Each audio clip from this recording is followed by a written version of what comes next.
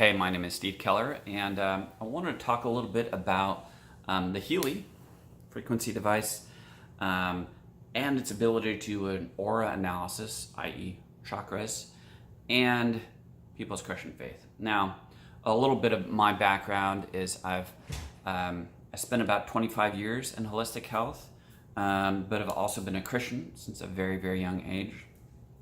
I've gone to Bible school for 2 years. I'm married. My wife is really called into ministry. We're both very active in our church. I am a certified emotion code and body code practitioner, which think Christian inner healing meets quantum physics. I've been doing that for quite a while. Many of my clients are practitioners. And I have clients and different practitioners that I mentor all over the world. And one of the things I do quite a bit of is kind of integrate some things that are a little bit outside the traditional Christian box and integrate them with a Christian worldview in an ability to impact people's connection to God's kingdom. And I want to talk a little bit about auras and chakras and people's response to that. One thing that I would say, first of all, is that if you are a Christian and you believe that you can hear from God and that God has a plan for your life, then you need to be very careful to express more confidence in God's ability to keep you than in something that's not in God's plan for you, than its ability to deceive you. And I find often Christians, they want to do everything right, and they're so scared of some things they don't understand that often they apply spiritual meaning to things which don't have spiritual meaning, right? Here's an example. Something may happen to a Christian, and then sometimes what they do is they over-spiritualize it. Oh, the devil attacked me, I got a car accident. Look, that can happen sometimes, but maybe you got in a car accident because you were distracted on your phone. It's got nothing to do with any spiritual aspect, okay? And when we're dealing with auras and chakras, one thing to understand is there are things that you can measure energetically in people, the different energy centers of the body being one of those. And what happens is the people who discovered it and understood it, because they have a certain spiritual religious belief that they combined with that, then what people often will look at that and go, since it's combined with this spiritual religious belief, then it invalidates the accuracy and helpfulness of it, which is not at all accurate.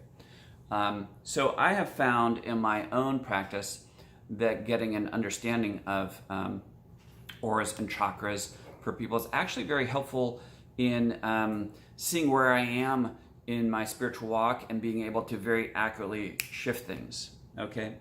For example, I'll do it right now for you. So I've got the resonance scan pulled up, and I've got my Healy.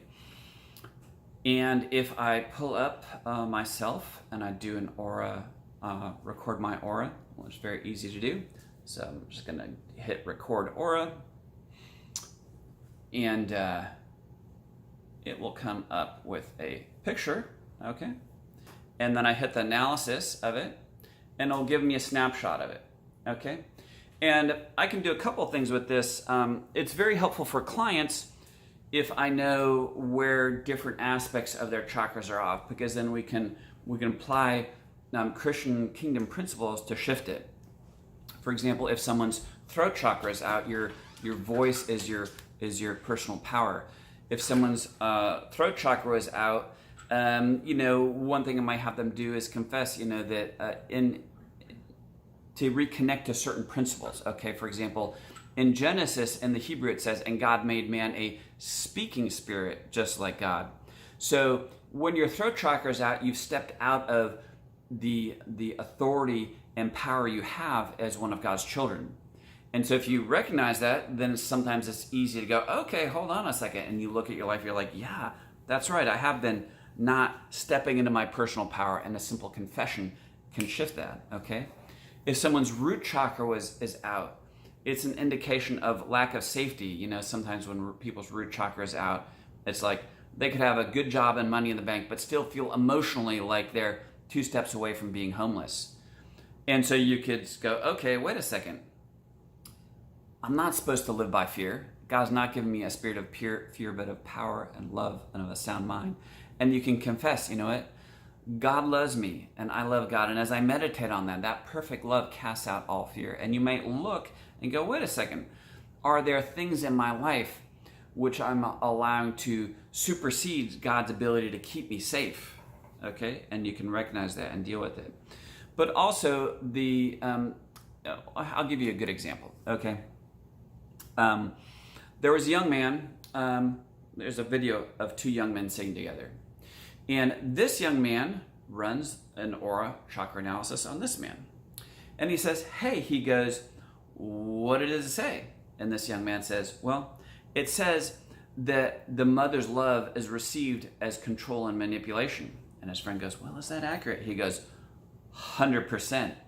He goes, I talked to my mom yesterday for the first time in a year.